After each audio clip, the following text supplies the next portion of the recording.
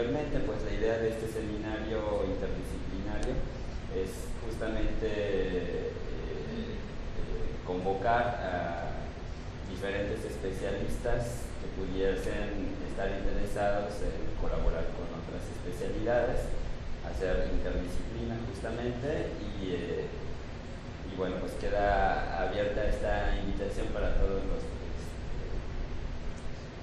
que están interesados en presentar su trabajo de investigación y buscar colaboraciones con otras disciplinas, ¿no? En esta ocasión pues estamos muy contentos de tener como invitado a Juan Luis Enríquez, pues Juan Luis de Pablo Enríquez Roe. Pues yo creo que va muy bien con la fecha porque en breve estamos en primavera, en vacaciones, entonces como que la música es una buena ocasión como para cambiar nuestros malos hábitos y pues agradezco mucho a Juan Luis que aceptó la invitación. Espero que todos disfruten de su presentación. Les voy a dar una breve reseña de Juan Luis. Él nació en la Ciudad de México y tiene 2 licenciaturas, una en composición musical y otra en dirección coral. Y después hizo una maestría en música en composición en la Universidad de Houston, Texas. Ha tomado varios cursos y lleva pues ya bastantes, más de 10 años como profesor de composición y armonía a nivel licenciatura. Edita partituras musicales en diferentes plataformas electrónicas. También es instrumentista de piano, guitarra, percusión y canto. Y bueno, tiene muchas cosas que puedo leer, pero yo prefiero que vean lo que él quiere proponer. Él tiene una obra artística vasta, tiene muchas composiciones de su autoría. Ha incluso presentado en el Palacio de Bellas Artes y ha obtenido también varias distinciones a lo largo de su carrera. Entonces yo pues, les quiero dejar más bien a que les diga lo que presentó para el día de hoy y pues esperando que pues hasta la ciencia se interesen en la música, ¿no? Esa es la idea. Pues gracias. Gracias, Rodrigo.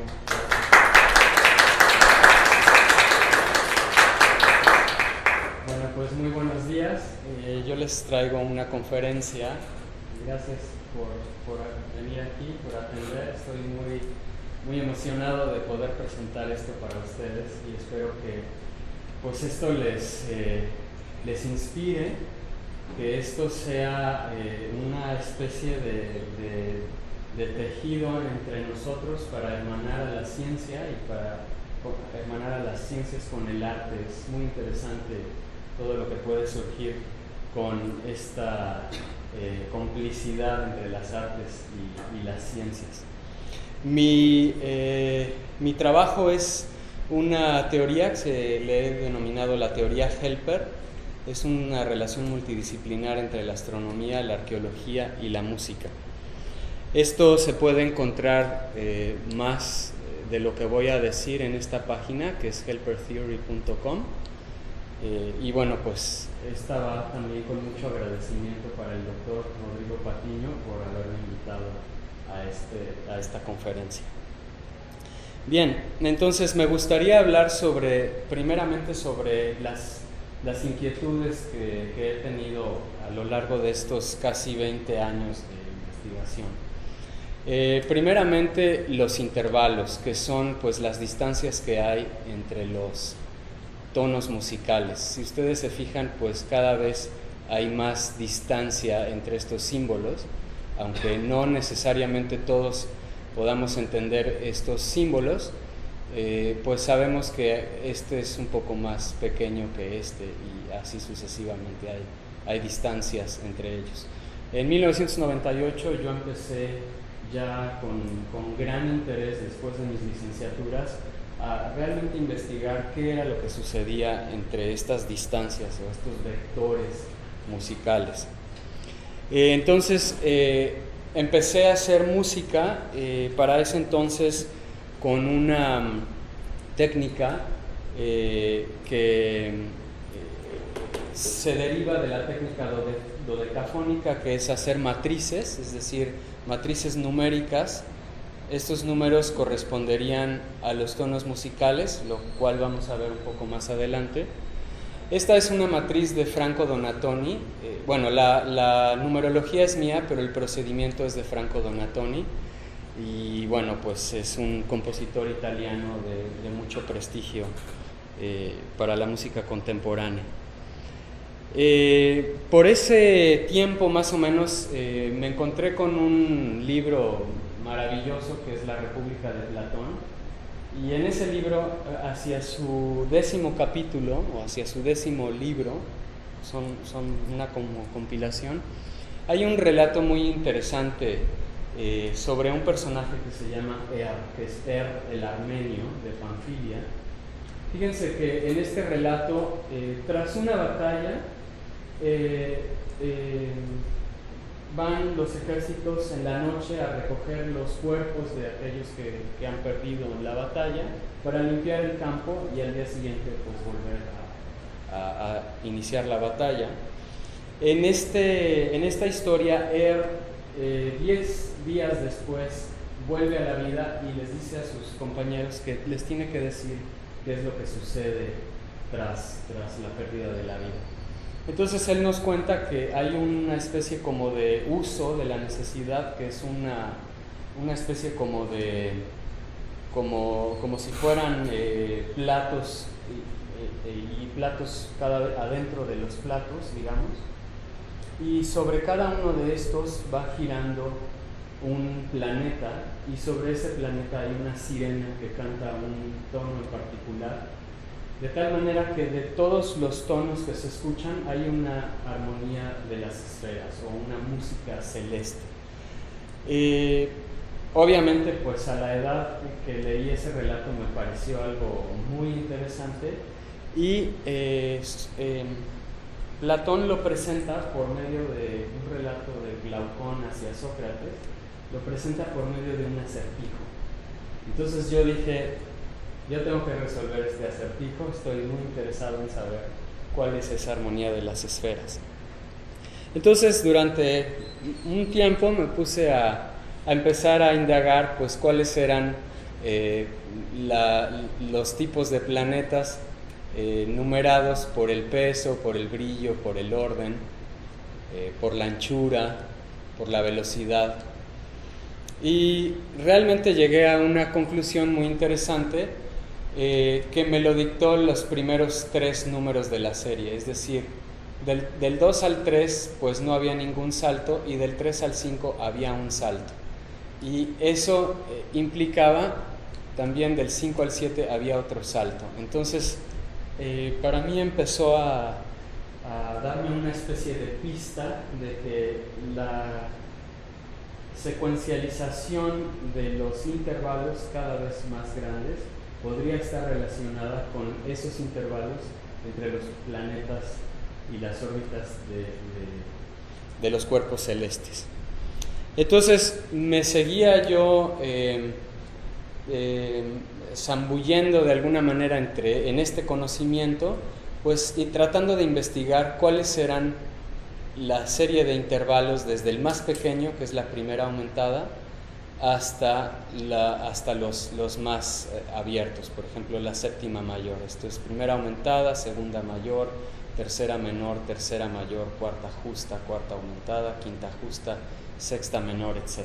O sea, cada vez se van haciendo más grandes las distancias.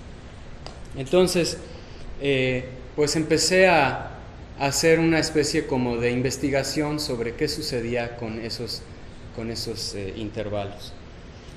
Desde luego que empieza obviamente a tener relación con los planetas por el relato de en la República de Platón. Entonces, este es de alguna manera la primera conclusión a la que llegué, a cómo están organizados los elementos del sistema solar de acuerdo al relato, y cómo a través de la investigación me doy cuenta que esto es un conocimiento que está adentro de la academia y que no necesariamente al salir está dicho con toda la verdad. Es decir, que los pitagóricos eran muy celosos de su conocimiento y no exponían la realidad de sus investigaciones, salvo que estuvieras adentro de la academia, entonces sí lo sabías. Entonces, a través de una serie de investigaciones me di cuenta que obviamente pues el número de la posición de los planetas pues no era la correcta, y obviamente pues eso ya sabemos cuál es la posición correcta. Entonces seguí nuevamente haciendo un poco de más estudios sobre la velocidad de los planetas. Todo esto es con referencia al relato. Pero, sin embargo, pues obviamente necesitaba yo poner estas ideas, cómo relacionar los intervalos musicales con los planetas, pues con un conocimiento científico pues actual, ¿no? O sea, el Sol pues, es el centro del sistema solar, es un sistema heliocéntrico, y pues hay que ver realmente cuáles son exactamente los elementos. Entonces me propuse pues hacer una especie como de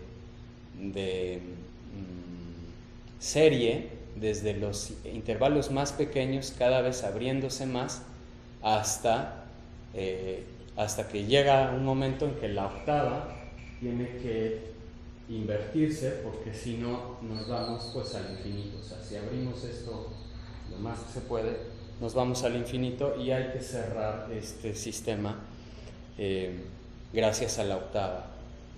Entonces, pues sí, hay que poner al Sol en el centro, hay que hacer esto un sistema heliocéntrico. Entonces, en el año de 1999 empiezo un estudio de los intervalos, esta vez posicionando al Sol como primera nota, y tratando de localizar por cada uno de esos intervalos cuál es el planeta que está ahí. Y de alguna manera, justo en esta época, también empiezo a tener un gran interés por la cultura mexicana, y entonces conozco una amiga muy querida que trabaja en el Instituto Nacional Indigenista, y pues ella me enseña cómo seguir el calendario azteca, y empecé a seguir de alguna manera la cuenta de los días del Sol de acuerdo al calendario azteca. Entonces yo trataba de, aunque era muy nublado todavía esto, no sabía hacia dónde iba, pero ya empezaba yo a ligar algunas cosas interesantes. Entonces me di a la tarea, este es un espejo, es el mismo trabajo hacia el espejo. Me encontré con que esa serie pues era una serie palindrómica a la hora de voltear la octava, y empecé a encontrar coincidencias muy interesantes. Entonces, para mí era muy importante conocer el sistema solar, cómo es que están realmente agrupados cada uno de los elementos dentro de este sistema solar, cuáles son los planetas, qué sigue, qué elemento sigue después de cada cual.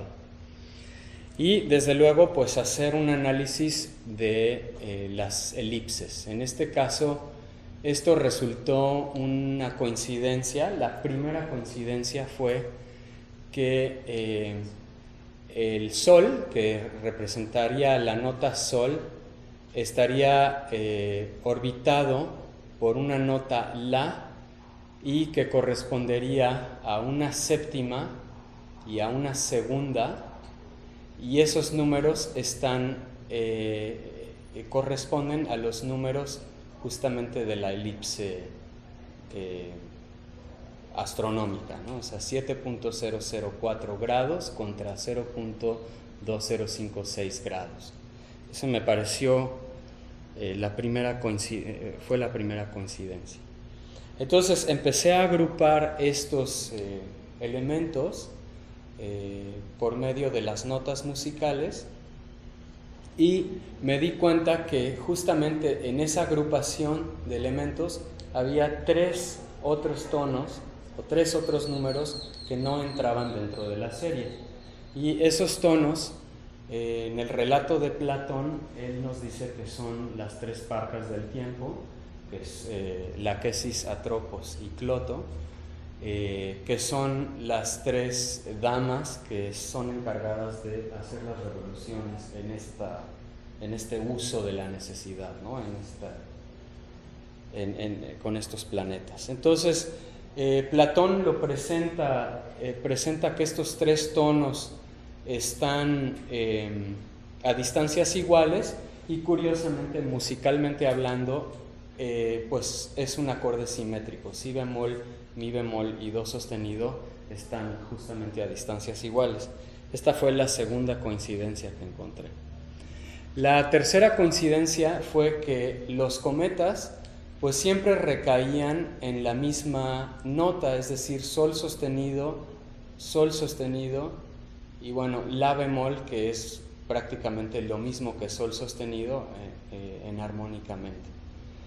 Todo esto lo voy a explicar un poco mejor más adelante.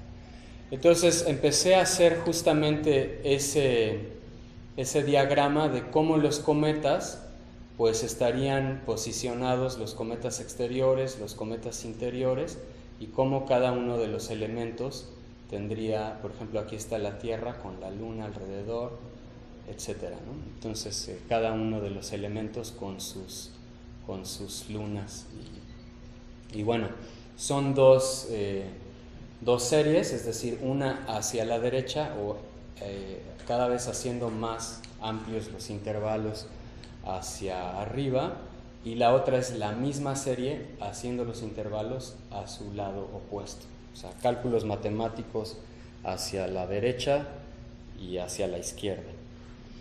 Entonces esto resulta en una numerología en donde, fíjense, aquí es un poco más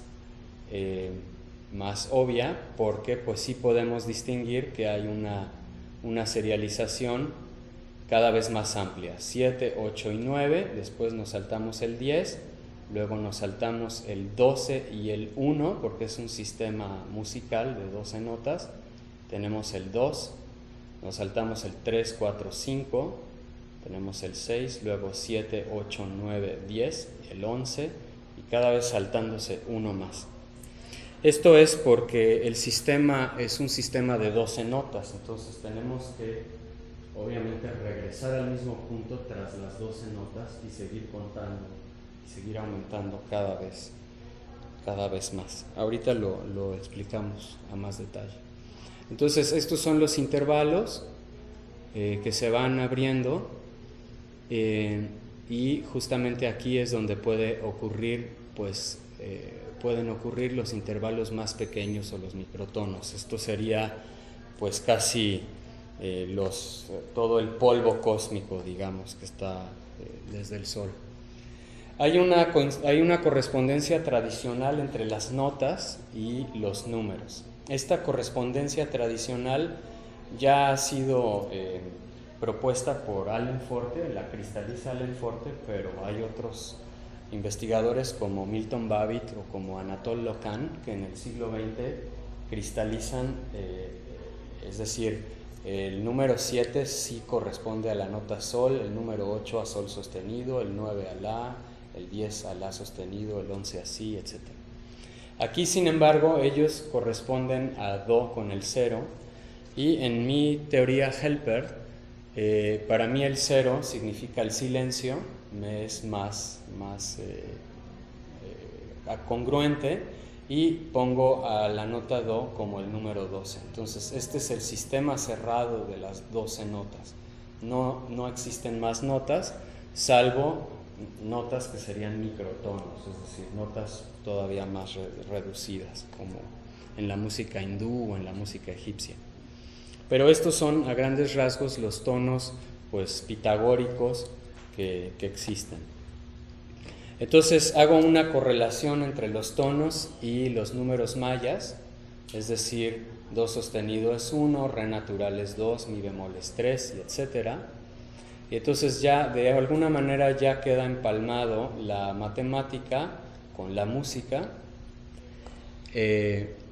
Y aquí es donde explico justamente esa inversión de la octava, es decir, de este re, la siguiente nota sería re y la siguiente nota sería un mi bemol, y cada vez abriríamos más esto.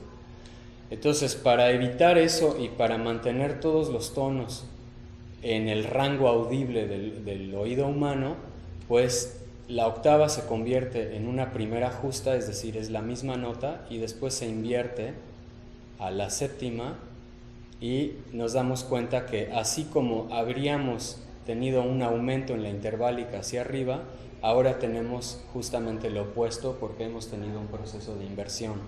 Entonces nos damos cuenta que el sistema es cerrado y es además palindrómico. Eso fue una siguiente coincidencia muy interesante, que no había más elementos que estos, salvo las otras 3 piedras o los otros 3 números que implicarían el número 10, que no está presente aquí, el número 4, que tampoco está presente, y el número 1, que tampoco está presente. Entonces, estos serían nuevamente una correlación entre los números y la música.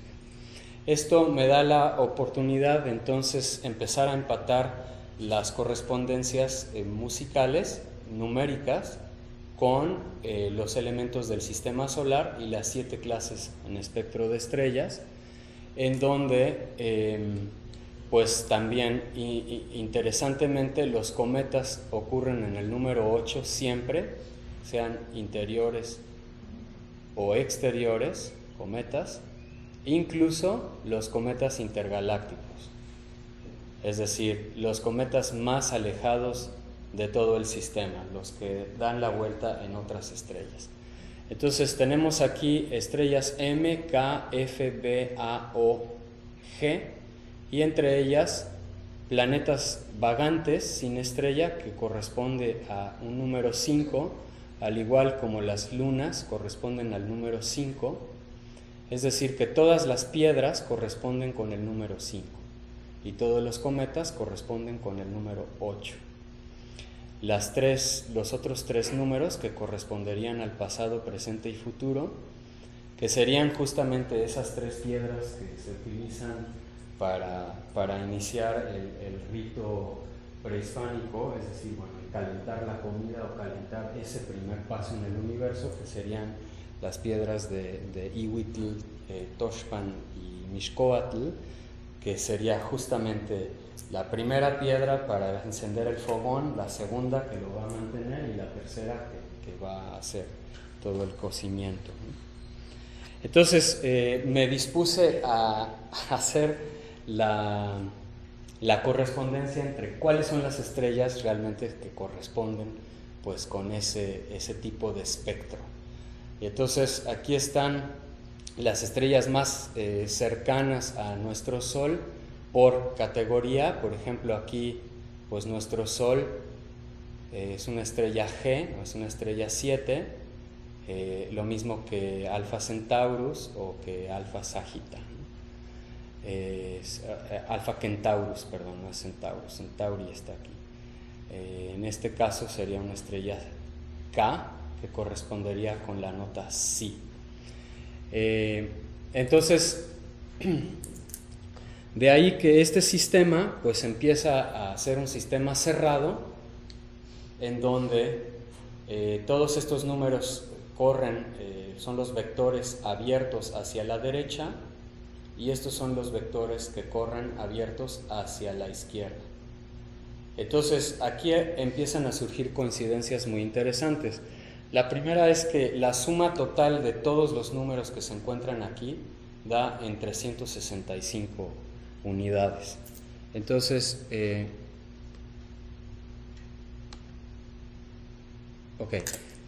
esto nos dice que el año solar es de 365.25 días, que equivale a la suma total de los elementos, y esto pues necesariamente se tiene que rotar pues cada año un cuarto para obtener el año que se llamaría el bisiesto de 366 días. Esto es porque los antiguos mexicanos contaban sus años en 4. El primero ocurre al amanecer, el siguiente ocurre a mediodía, el siguiente empieza el cálculo al atardecer y el siguiente a la medianoche. Es decir, que al rotar esos 4 años, pues obtienes el siguiente año de 366. Entonces, el periodo de rotación solar pues es de 25.3 días. Esa me pareció otra coincidencia muy interesante. Es como si en 25.3 días el Sol fuera consciente de todos los elementos del cosmos y tuviera que advertirlos como sincronizándose con cada uno de ellos. Esto es muy interesante. Hay un investigador que se llama Wallace Thornhill, y él dice que todo el sistema es consciente de sí mismo. Entonces, aquí, pues en el primer Tlahuitla-Yolewili, como yo le llamé, que es un invento que alumbra, Tlahuitla de invento, Yowili que alumbra, había pues 2 7, entonces realmente no me cuadraba que hubiera 2 soles, a menos que detrás de nuestro sol hubiera otro sol. Pero me di cuenta que Urano tiene una particularidad muy interesante, y es que está completamente volteado a 90 grados. Entonces, lo primero que te da del planeta son las piedras de sus anillos. Entonces, en realidad es un elemento pues doble. Y además está justamente empalmado hacia la galaxia. Es decir, que si la galaxia está así, nuestro sistema solar está así, y Urano, por lo tanto, está empalmado con el plano galáctico. Esa me pareció otra coincidencia muy interesante. Entonces, para poder hacer las ruedas numéricas tuve que inventar unos símbolos para los números. Por ejemplo, el 12 o el 11. Aquí los tengo: 10, 11, 12 y 14. Para poder hacer números de un dígito y poder hacer que la rueda pues funcionara de alguna manera pues sin tener la posibilidad de equivocación por tener 2 dígitos por cada elemento. Esto pues sigue dando cosas interesantes en la matriz, es decir, que el sistema sea un sistema simétrico pues propone una matriz simétrica, que son cuestiones musicales también. Hay 3 textos que escribí que son realmente los más importantes dentro de mi teoría, porque son los textos que definen las coincidencias más importantes. Uno es sobre la ciudad de Uxmal, el otro es sobre el calendario azteca o la piedra de sol, y los otros son mis primeros 12 trabajos sobre el Tlahuitla-Yolewili. O sea, los primeros 12 trabajos sobre cómo una rueda puede ser un instrumento para otro fin diferente, para encontrar otras correspondencias, ¿no? Por ejemplo, una de las correspondencias más importantes fue una gran coincidencia, que fue el llegar a la ciudad de Uxmal y encontrar en los números de las puertas de Uxmal los números que yo había visto por tantos años. Por ejemplo, el 7 lo vemos en el Templo del Sol, son 7 puertas, y del otro lado son otras 7, es decir, que estas son puertas dobles. Entonces se está haciendo una alusión al número 14, lo cual es muy interesante porque voy a hacer esto un poquito más atrás para decirles algo muy interesante. Cada uno de los números, si se suma con su extremo, siempre va a ser 14. 6 y 8, 14, 5 y 9, 14, 3 y 11, 14, etc. Todo siempre da 14. Entonces es un sistema simétrico, doblemente simétrico, desde aquí a acá y de aquí a acá. Es como un cuadrado muy curioso. Entonces, nuevamente el siguiente elemento era Mercurio, con sus 9 puertas en el templo de las casitas. Y aquí hay una triangulación muy interesante, es decir, que el 7 está representado por el templo del Sol y el 8 y el 9 en el templo de las casitas.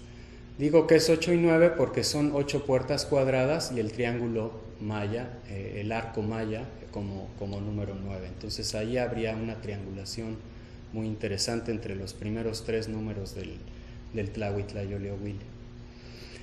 Nuestro siguiente templo es el templo de Venus y tiene 11 puertas que corresponden con el número 11. El siguiente es el templo del adivino, que aunque modernamente no está asociado a la Tierra, al menos que yo sepa, a lo mejor equivoco esto, pero en mi sistema pues tiene 2 puertas y correspondería con la Tierra. Es interesante también ver que del otro lado del templo del Sol, del templo de las casitas, hay 3 puertas que son las puertas del Palacio del Gobernador, del Templo de las Tortugas y del Gran Castillo. Son 3 puertas grandes, abiertas, que están haciendo el número 14 enfrente del templo de Venus, que tiene 11. Entonces eso también me encantó, que había una especie de correspondencia con el número 14 en la arquitectura del lugar. Después lo que correspondería con la luna, que es el grupo del cementerio, no alcancé a hacer una fotografía completa del lugar, pero tiene 6 puertas, 6 grandes puertas alrededor del lugar. Las 11 serpientes, encontré 11 serpientes en el juego, que correspondería con el planeta Marte. Y bueno, pues también sabemos que el planeta Marte pues tiene una especie de movimiento muy curioso en el cielo, ¿no? Como si fuera una especie como de serpiente que le da la vuelta al Sol. Entonces, después el edificio de la iguana tiene 5 puertas que correspondería con los asteroides, y el edificio de Júpiter tendría 12 puertas. El Palacio de las Tortugas tiene 1, 2, 3, 4, 5, 6, 7, 8, 9, 10, 11 y la 12ª puerta, que es el techo del Palacio de las Tortugas. O sea, también había una importancia de las puertas hacia los mundos celestes. El Palacio del Gobernador tiene 11 puertas. Aquí tengo que superponer 2 fotografías porque mi cámara pues no alcanza a captar todo el edificio, entonces se ve un poco chueco, pero son 11 puertas y son 3 edificios distintos que corresponden con el número 3 de Saturno. El Gran Castillo corresponde con el número 2 de Urano y tiene una puerta, y adentro del Gran Castillo, adentro de esa puerta, hay otra puerta hacia arriba también, que corresponde con el número 2 de Urano. El Templo de los Gavilanes, que está en reconstrucción, entonces todavía no alcancé a ver el número de puertas, y está, pues obviamente hay mucha selva todavía para subir allá. El templo de la Vieja, la casa de la Vieja, que correspondería con los planetas o planetoides. La Pajarera, que correspondería con los cometas, que tiene 8 puertas. Aquí hay una más que no salió en la foto. Y las estrellas, que son múltiples puertas, ¿no? Que estarían haciendo una alusión al número mayor de la serie. Entonces estos señores, estos grandes señores, tenían una conciencia de nuestro planeta y de la naturaleza. Esto solamente lo podría yo rectificar y cada uno de ustedes lo podría rectificar siguiendo el calendario azteca. Es decir, que si el día es Quiahuitl y el día es lluvia, ese día llueve y se los garantizo. Si el día es terremoto, de acuerdo a su numeral, o si el día es movimiento, es muy probable que haya un temblor muy importante. Es un calendario perfecto, es muy, muy interesante. Entonces, cuando yo me encontré con estos números en Uxmal, me di cuenta que no podía haber más coincidencias. Es decir, esto tenía que ser una cosa entendida por los antiguos mexicanos. Y el calendario azteca es uno de los monumentos que más he admirado y he encontrado ahí cosas muy interesantes. No puedo decirles exactamente todo lo que he encontrado en el calendario azteca, pero aquí hay un video en YouTube en donde explico todos mis descubrimientos dentro de la piedra, pero ahora les puedo dar algunos de ellos. Por ejemplo, estas dos Xiuhcoatl hablan de los dos calendarios, tanto el solar como el lunar. Si sumamos todos los puntos de este lado y todos los puntos de este lado y los multiplicamos por el número de atados que hay aquí y después multiplicados por el número 13, nos dan las cuentas de 365 días. Estas son las llamas solares, o son las llamas que despide el Sol, que produce los fenómenos electromagnéticos en los planetas. Este primer círculo significa movimiento, cada vez que veamos un círculo así, y este nos está diciendo que cada año este quincunce, que se le ha llamado el de los 5 elementos, no está errónea esa traducción. Este es análogo al planeta Tierra y cada uno de estos significa un año, es decir, las 4 estaciones o los 4 movimientos alrededor del eje que es la Tierra. Entonces esto nos dice que cada año el planeta Mercurio tiene un movimiento de orto y ocaso 3 veces. Es decir, 3 veces sale por el horizonte y se vuelve a ocultar por el horizonte. El siguiente círculo es el círculo de Venus. Este nos dice que cada año tiene 10 movimientos de orto y ocaso. Y aquí hay una serie como de signos en Y que nos están advirtiendo el ciclo de los vientos en Venus. Cada vez que tiene uno de los ciclos en su viento. Posteriormente, después de la Tierra, tenemos la rueda de la Luna, que es el calendario cívico o la rueda de los 260 días del calendario lunar. Estos son 20 días y esta tiene una cuenta muy interesante. Ahora verán, por ejemplo, ahorita la vemos después de esta cuenta. Fíjense que aquí descubrí nuevos signos matemáticos. Signos matemáticos que son muy simples, muy sencillos y que nos van a dar cosas muy, muy precisas. Por ejemplo, el número 10 en esta piedra, aparte de los 10 cuadros que hay aquí, cada uno de esos cuadros tiene 10 puntos. Este es el rayo solar que implica la operación de multiplicación. Este es el número 13, hay 13 puntos ahí en el signo de Acatl, o de los maestros, en el símbolo del carrizo. Aquí hay nuevamente otra vez 10 puntos y el símbolo de operación de multiplicación. Aquí está el símbolo de resta, es decir, que es un triángulo adentro del otro triángulo, lo cual implica que es menor. Es el signo de operación de resta. Este es el símbolo de operación de división, es el mismo rayo solar, pero adentro, dividiendo a las dos Xiuhcoatl. El número 2 de la Xiuhcoatl, o sea, son 2 Xiuhcoatl. Los 20 días de los meses del calendario cívico. Los 40 símbolos de Tlaltecuhtli, o sea, hay 40 símbolos de estos en la piedra. incluidos estos dos. Entonces, el rayo solar completo implica la operación de división. Entonces, esto quiere decir que 40 símbolos de Tlaltecuhtli por 13, por el numeral 13, por 10, entre 2, menos 20, nos da el resultado de 25.980, que es el número de la precesión de nuestro planeta. Es decir, cada 25.980 años después, el Sol, la Tierra apunta en su polo norte a otra estrella. A veces está en Draco y a veces está en otra estrella que ahorita no recuerdo. A lo mejor alguno de ustedes sí recuerda este dato interesante.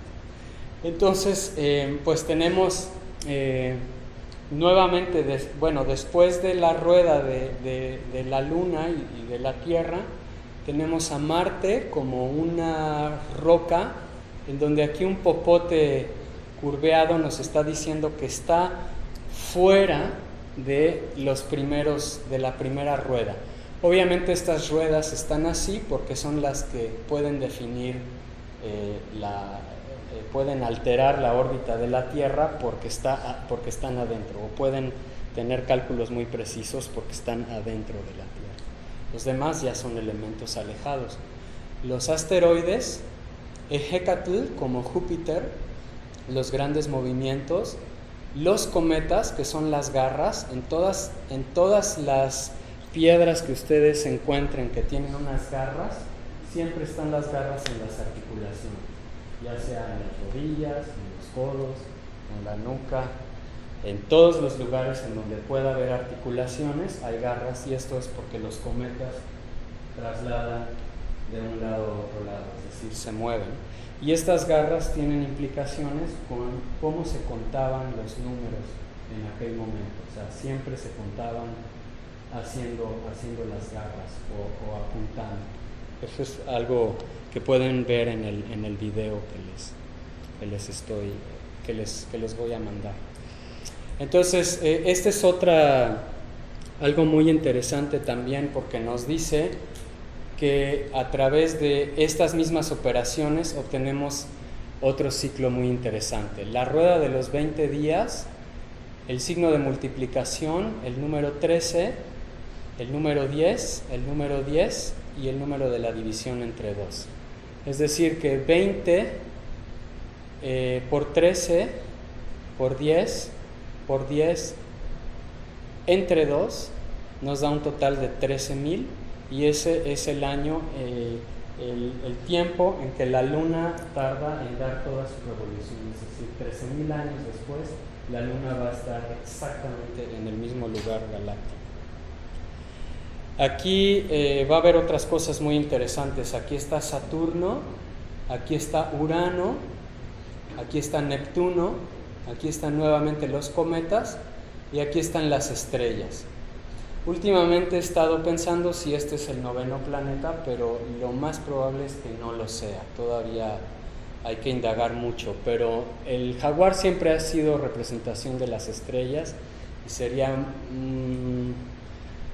no sé, hay que llegar a conclusiones ahí para saber si ese es el 9º planeta que se está buscando ahora o no. Pero lo interesante es que los sabios mexicanos ya conocían todos los elementos del sistema solar. Entonces, ahora voy a hacer una explicación de algo completamente maravilloso, y es el ciclo de Urano. Es decir, que aquí en este momento vamos a saber que realmente sí estamos hablando de Urano. No se ve por la manera en cómo está exhibido en el Museo Nacional de Antropología, pero en la fotografía en donde está Porfirio Díaz junto al calendario, ahí sí, si haces el recorte se alcanza a ver, o si estás frente a la piedra, pues obviamente sí se alcanza a ver. Esto nos dice que el gran movimiento es como la lluvia, es decir, cae.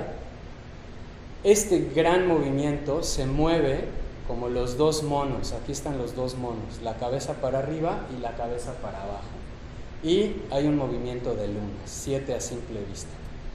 Entonces, quiere decir que el movimiento es como las cabezas de los monos, es decir, se mueve Urano de esta manera.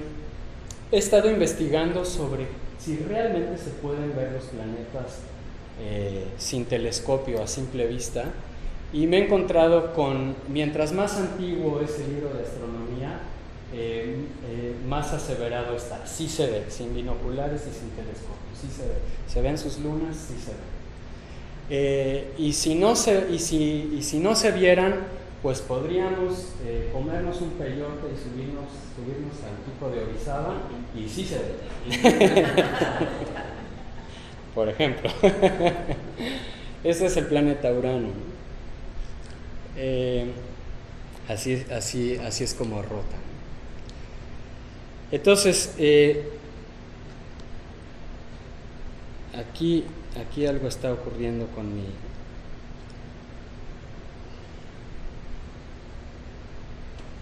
conferencia, que ya no se alcanza a ver. A ver, ahí está. ¿O se está tardando a lo mejor?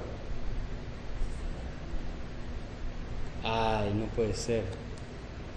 Bueno, esta es una de las cosas que se llama la perversidad de la materia. Bueno, quizás a lo mejor no quiere que... Bueno, a lo mejor tenemos que adelantar un poco la conferencia. Lo que yo estaba planteando aquí es que por medio de la serie completa podíamos hacer una localización de los nuevos planetas extrasolares. Es decir, que si este es realmente un patrón numérico celeste, podemos entonces decir el siguiente número es el 5 y por lo tanto corresponde con una roca y debe haber ahí un planeta entonces. Pero ignoro la razón por la cual no quiere ponerse. Bueno, los sonidos de la NASA. Bueno, aquí hay otra gran coincidencia, y es que en la grabación del cometa 67P por la sonda Rosetta apenas el año pasado, se distingue toda la serie del Tlahuitlayolehuili. Esta la podemos escuchar aquí.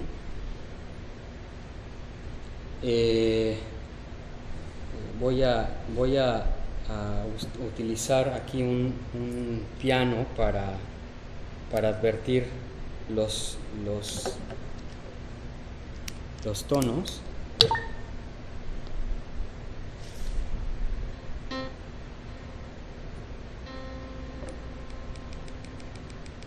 Perdonen ustedes, a lo mejor no se oye mucho, pero la serie sería esta.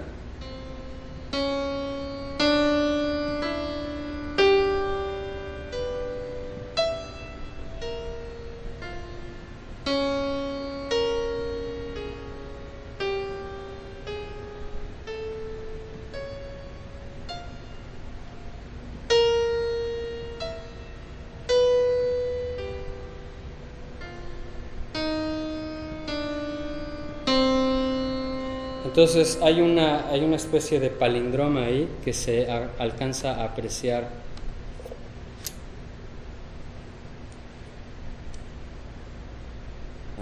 En esto no conté. Con esto no conté. Bueno, aquí ya seguramente es todavía más la perversidad de la materia.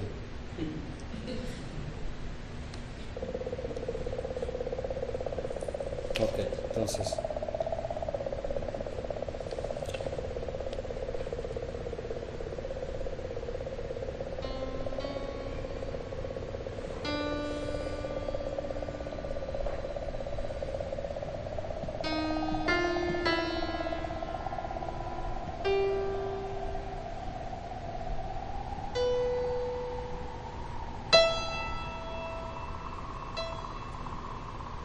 no llega todavía, pero ahí llega.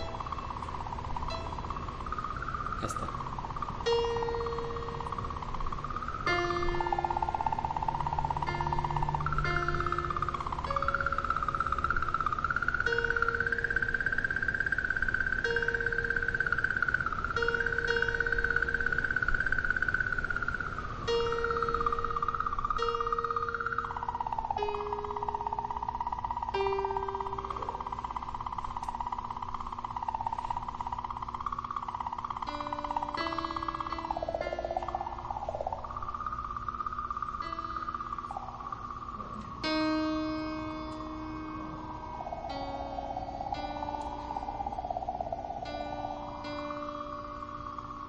Bueno, y obviamente la grabación no está completa tampoco, o sea, no alcancé a dar completamente toda la vuelta. Y si ustedes notaron en la grabación, bueno, es un poco muy suave, una disculpa por eso, pero es como muy errática primero el sonido, o sea, llega, culmina y después tarda en moverse hacia el otro momento. No comprendo por qué ya se apagó esto. Tal vez.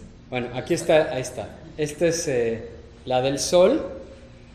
En la grabación del sol, voy a ponerla mejor aquí porque si no, no se aprecia.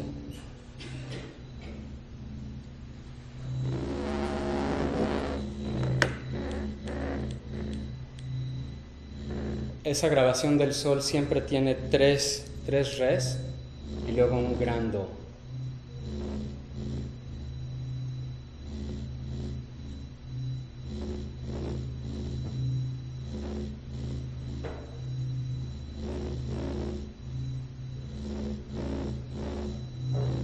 Entonces, cuando sumas los tonos y la correspondencia, encuentras con que re, que es igual a 2, y do es igual a 12, 2 más 12 igual a 14. Entonces aquí hay una especie como de nueva coincidencia con los tonos.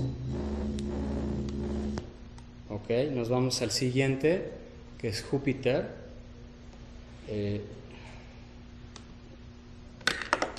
En esta... Y nuevamente pues tampoco están no están las gráficas aquí. Tal vez si me salgo, no se puede mostrar la imagen. El equipo no tiene la suficiente memoria. Uy. Bueno, pues eso es un problema. Uy, no, ya abrí otro programa, qué mal. Perdón. Bueno, pues no tiene la suficiente memoria. Pues bueno, seguimos adelante, ni modo. Pues esto es otra coincidencia, ¿no? Todavía no. El público no está preparado.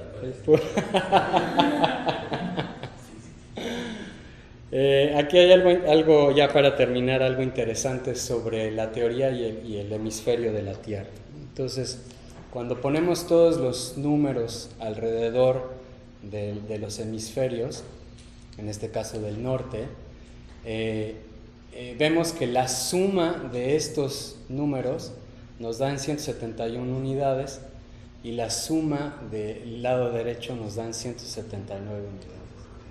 Entonces, esto implicaría que si nosotros pusiéramos el Tlahuitlayoliohuili sobre la Tierra y lo giráramos alrededor del Sol, pues nos podría dar una referencia con cada uno de los números. Lo mismo sucede en el polo sur, en el hemisferio sur.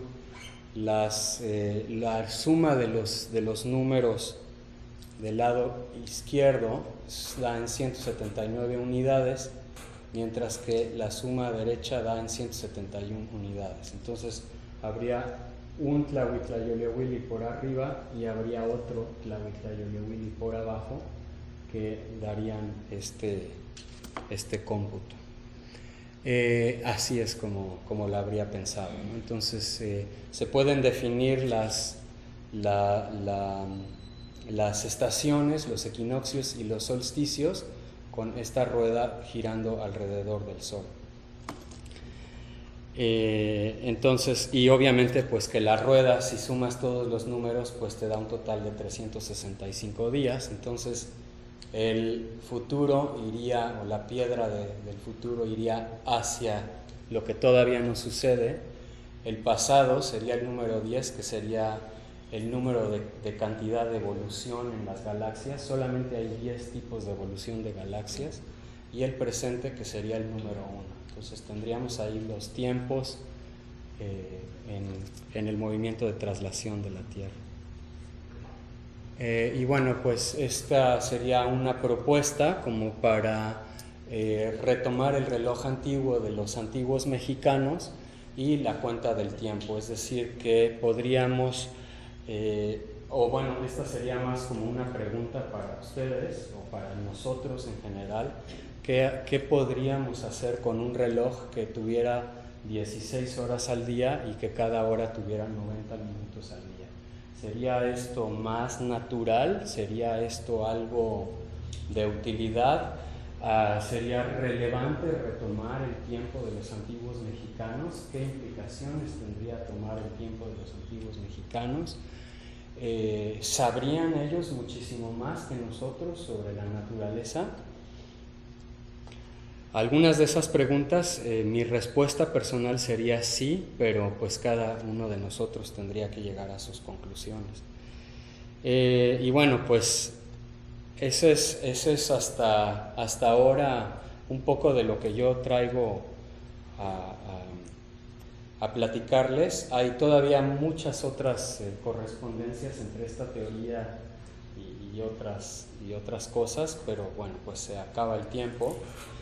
La pregunta seguramente sería, pues, ¿cómo suena todo esto? Y me gustaría presentarles una de mis composiciones musicales sobre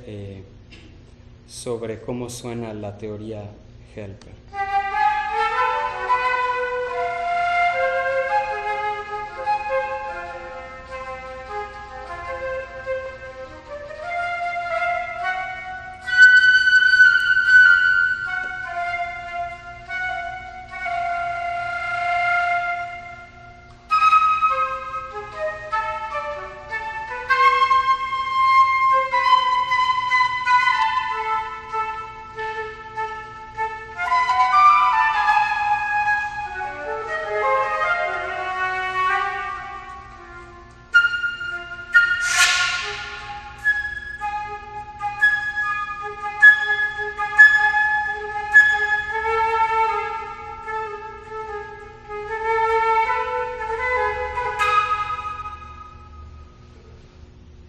Esta es una colección de cometas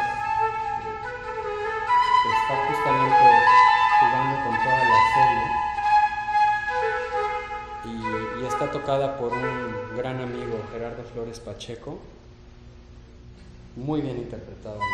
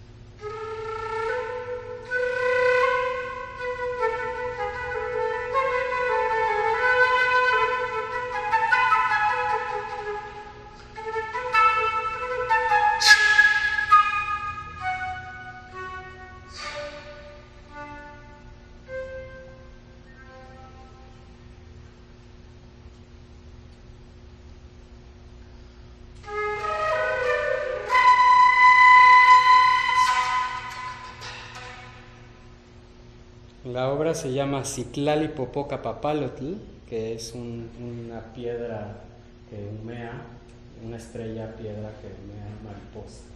Entonces, como haciendo una alusión poética náhuatl sobre los cometas. Y bueno, pues es esto. Lo que les digo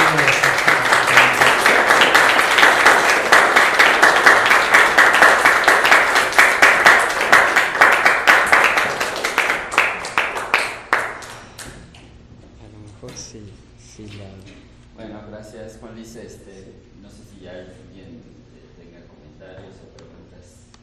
Ya, Juan Luis. Bueno, yo te quisiera preguntar, obviamente aquí el calendario gregoriano no tiene absolutamente nada, ninguna implicación. No, bueno,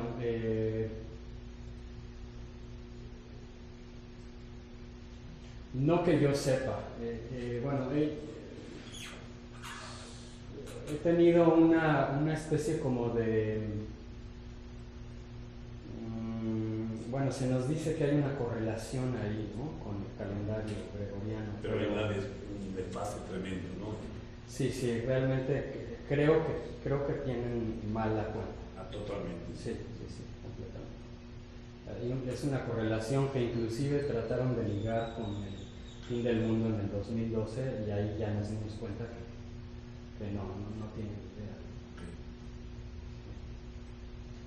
Bueno, al menos esa es mi muy humilde opinión, ¿no? O sea, sí habría muchos científicos que defenderían a capa y espada, diciendo sí hay una correlación y sabemos que el diluvio ocurrió tal día y entonces si los mexicanos conocieron el diluvio, etc.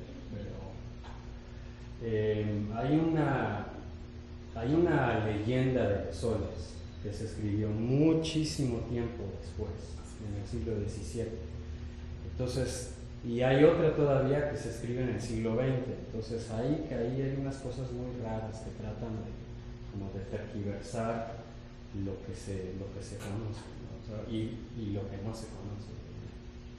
Lo que hay que hacer es observar la naturaleza y volver a las raíces, pero no desde un pensamiento europeo. Yo creo que ahí está realmente el problema. Tratar de explicarse las cosas desde lo que nos han enseñado occidentalmente. Hay que vivir el calendario, hay que leer los códices, hay que adentrarse en ese tiempo, hay que meditar mucho y ahí está el conocimiento. Esa es mi humilde opinión. Adelante. Si hay alguna otra pregunta.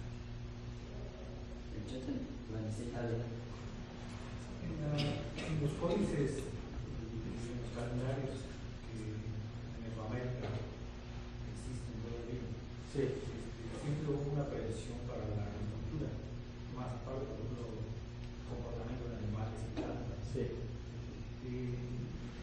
¿Piensas que se puede, por ejemplo, trabajar alguna de estas partes en la teoría que presentes?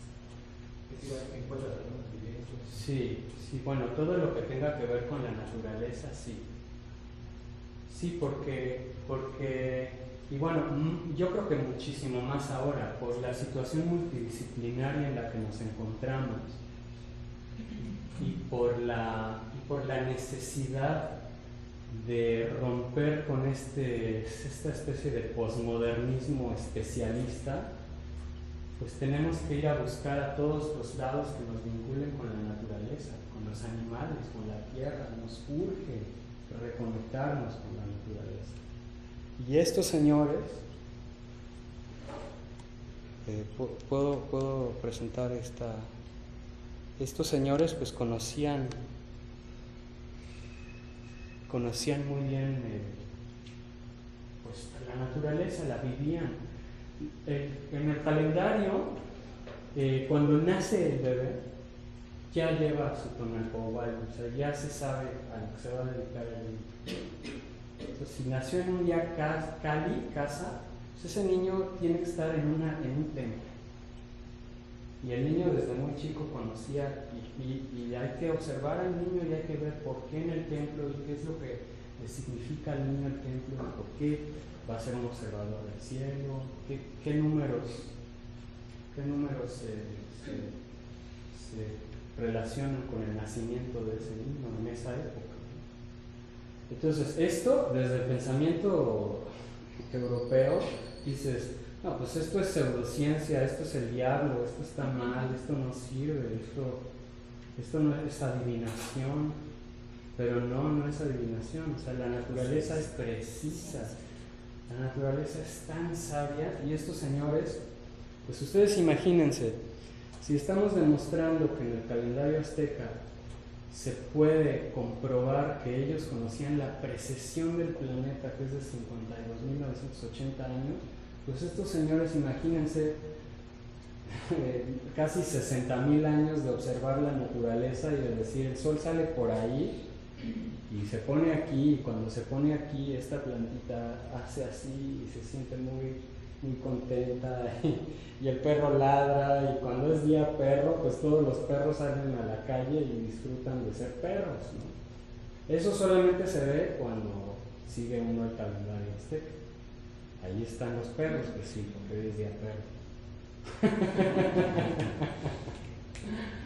Entonces sí urge ir a conocer todo esto, porque México y todas las naciones que conformaban el Anáhuac, pues son unas gentes verdaderamente sabias que se les debe todo el respeto y todo, o sea, estaban tremendos estos señores. Y justamente esto pues podría, imagínense ustedes, pues a lo mejor desde algún punto de vista dignificar esa cultura, pero lo bonito que sería que los niños, y sobre todo aquí en Yucatán, pues se sintieran tremendamente orgullosos de hablar maya y de decir, oye, mi raíz está... Oigan, imagínense, llegan los españoles a conquistar esta nación o estas naciones, ni siquiera saben que existe Urano. Apenas están viendo Saturno y apenas están viendo que Júpiter tiene lunas. Ahí están las lunas, ¿no? O sea, en cada uno de estos puntos, ahí están los movimientos que están. Miren, fíjense, este es Saturno, es la lluvia y los anillos, o sea, los anillos tienen que bajar porque es el símbolo de lluvia. Entonces, los anillos bajan y suben, es como la lluvia, bajan y suben. Aquí está su contraparte, que es Chalchiuhtlicue, que es la señora encargada de las aguas profundas. Entonces, dos planetas pues relacionados con las aguas o con los gases que están ahí. Si ustedes, por ejemplo, también suman aquí estos dos, los multiplican estos 2 años por 10, por 10, por 13, menos 20, pues nos da 84, que es el ciclo sinódico de Urano. O sea, cada 84 años Urano tiene un movimiento específico. Entonces ahí está Urano, pero pues los españoles apenas estaban cazando brujas. Estos ya habían sobrepasado a las brujas, ¿no? Y nos quieren decir que no, se sacaban el corazón y eran salvajes, eran mensos, ¿no? Está tremendo. Y fíjense qué curioso, en el piso de uno de los telescopios más importantes de Estados Unidos, creo que esto está en Nueva York, todo el piso completo es el calendario azteca, es un piso de cuentas, una obra de arte hermosa. Entonces, ¿ustedes creen que ellos no saben? ¿Y ustedes creen que ellos no están buscando el planeta 9 porque saben que a lo mejor está allí? Pero no nos dicen nada.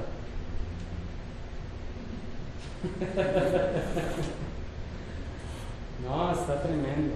Pero bueno, esos son otros cuentos, ¿no? Chinos. Lo importante aquí realmente es la multidisciplina. Cómo mediante la posición del observador desde otro lado, pues empiezas a aprender cosas muy, muy interesantes. Yo siempre lo dije musicalmente hablando, lo que yo quiero hacer es una música que sea bella y útil. Si no es útil, hay que buscar la utilidad en las cosas. ¿Alguna pregunta más? Mande usted. Regresando un poco al tema de los intervalos. Sí. Coincide mucho cuando, por ejemplo, construimos una torre séptima mayor y de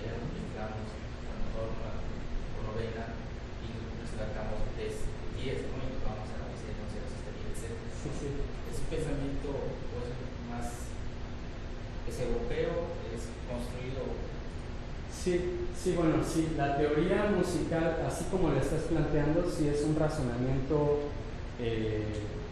lógico francés, ¿no? De Jean-Philippe Rameau, cuando se da cuenta que pues, sí es un acorde dominante y tiene tendencias. Pero estas tendencias son naturales. Entonces esto quiere decir que en la música la tendencia a la resolución, o sea, ese acorde, tarararán, bram, ¿no? Tiene que resolver esa séptima fuerza, tiene que bajar. Pues son fenómenos acústicos de la naturaleza. En el caso de decir si es un acorde dominante con séptima o con novena, esa es ya la etiqueta que ha puesto Occidente. Que ya lo tomaste, ¿verdad? Ajá. Para poder Exacto. construir. Sí, de alguna manera estos intervalos no tienen tanto que ver con nociones armónicas per se, armónicas de la música occidental, pero sí son las distancias pues cada vez más abiertas.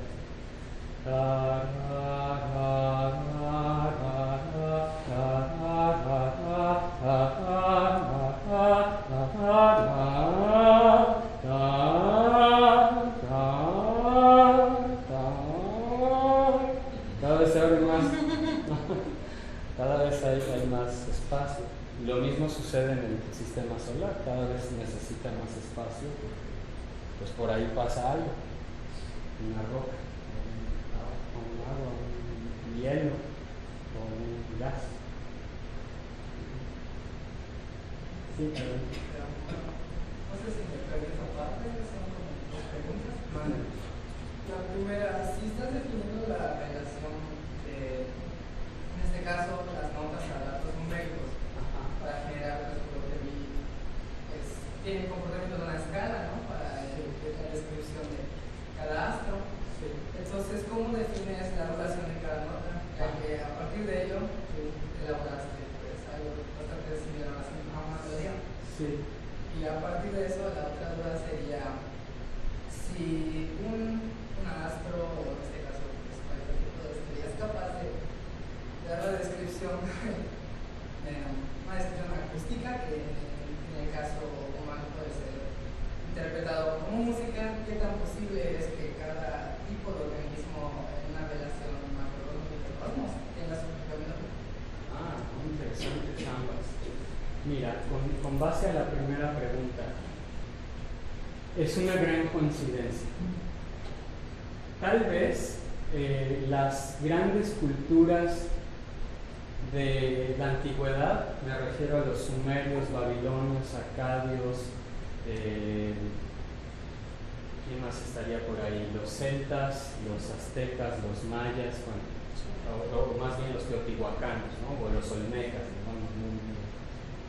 Yo de repente siento que todas estas culturas ya se conocían en la antigüedad y todas estaban viendo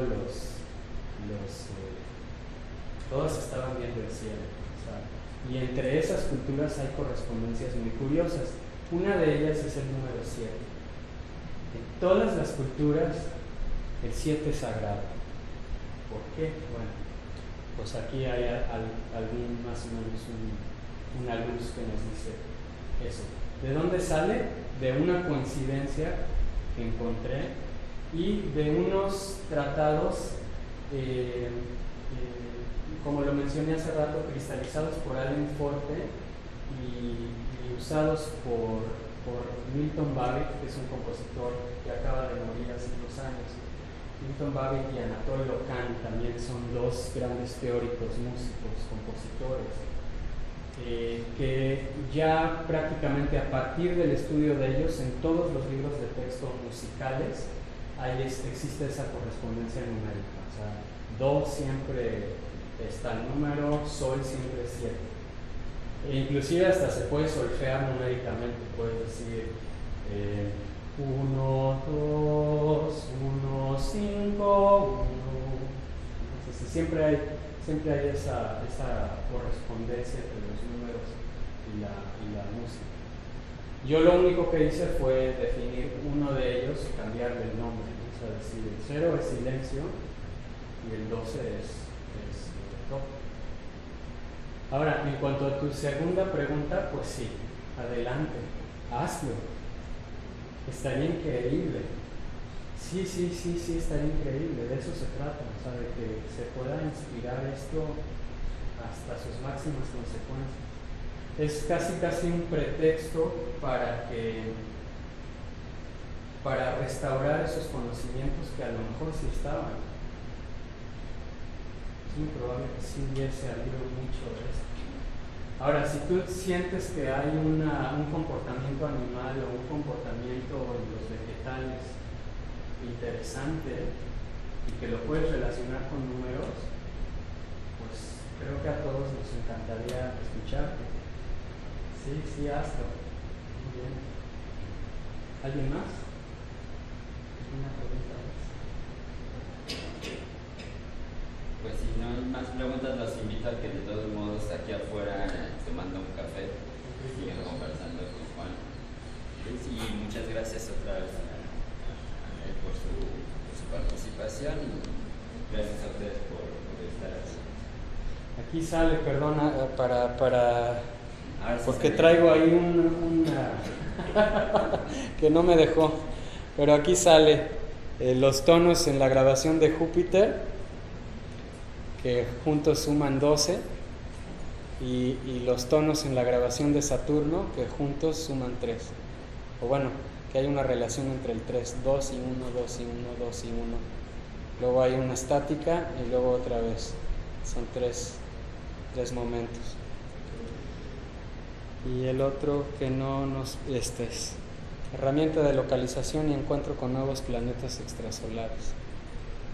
Pues ahí está la serie, y pues muy probablemente la propia serie se pueda invertir en sí misma y pues encontrar ahí que muy probablemente Alpha Centauri tenga planetas.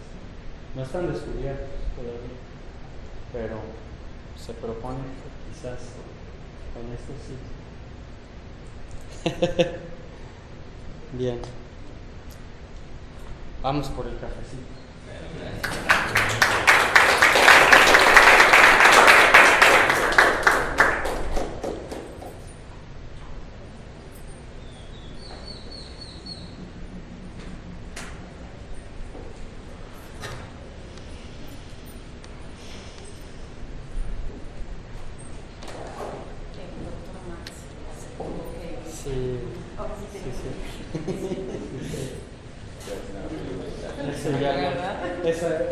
¿Qué crees?